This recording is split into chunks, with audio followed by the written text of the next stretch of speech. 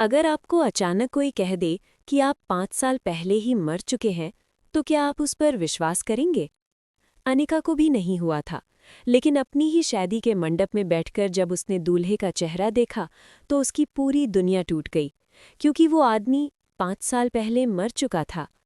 हर इंसान की जिंदगी में एक पल ऐसा आता है जब उसे लगता है कि भविष्य की कोई झलक उसके सामने से गुजर गई है। किसी को उसमें खुशी दिखती है, किसी को कामयाबी, किसी को अतीत। लेकिन अनिका नाम की एक लड़की को जो दिखा, वो खुशी नहीं था।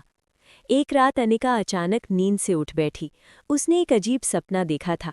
उसके सामने एक शादी का मंडप था, चारों तरफ रोशनी थी, लाल फूलों से सजा हुआ मंडप, ढोल की आवाज़, लोग हंस रहे थे। बीच में अनिका दुल्हन के कपड़ों में बैठी थी। सब कुछ बहुत सुंदर था, लेकिन एक अजीब बात थी।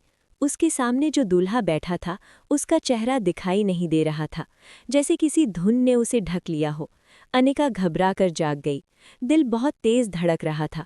बस सपना था, उसने खुद को समझाया, लेकिन वो सपना इतना असली था कि कई दिनों तक उसे बेचैन करता रहा। धीरे धीरे समय बीत गया, कॉलेज खत्म हुआ, नई नौकरी मिल गई, दोस्त बदल गए, और देखते देखते 5 साल बीत गए।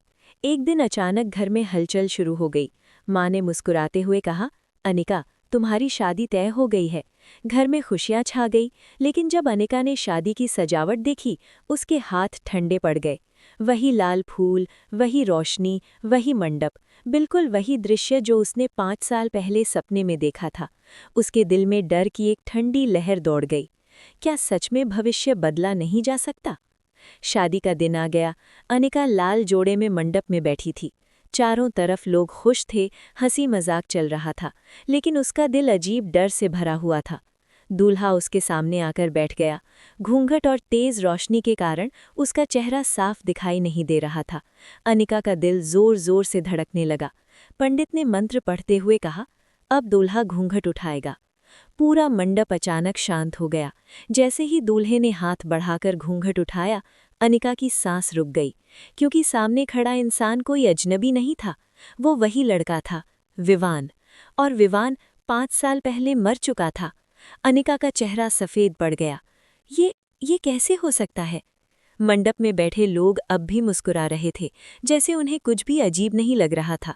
अनिका ने कांपती आवाज में पूछा, तुम जिंदा कैसे हो? विवान हल्का सा मुस्कुराया। उसकी आंखों में अजीब सी शांति थी। मैं जिंदा नहीं हूं। अनिका का दिल जैसे रुक गया। फिर विवान ने धीरे से कहा, आज तुम्हारी भी मौत का दिन है। अनिका अचानक खड़ी हो गई। ये मजाक है ना? विवान ने सिर हिलाया, नहीं। फिर उसने कहा, तुम पहले ही मर चुकी हो। अनिका की सांसें तेज हो गईं। क्या? विवान बोला, 5 साल पहले जिस दिन मेरी मौत हुई थी, उसी दिन तुम्हारी भी मौत हो गई थी। अनिका का दिमाग घूमने लगा। लेकिन मैं तो 5 साल से जी रही हूँ। विवान हल्का सा मुस्कुराया, तुम जी नहीं रही थी, तुम बस यादों में फंसी हुई थी। इतना सुनते ही अनिका की आंखों के सामने पुराने दृश्य चमकने लगे। बारिश की रात, एक सुनसान सड़क। विवान कार चला रहा था। अनिका उसके साथ बैठी थी। अचानक सामने से तेज ट्रक आया। ब्रेक की चीखती आवाज और फिर जोरदार टक्कर। फिर अंधेरा। अनिका के हाथ कांपने लगे। तो मैं सच में मर चुकी हूँ। विवान ने उसका हाथ पकड़ लिया।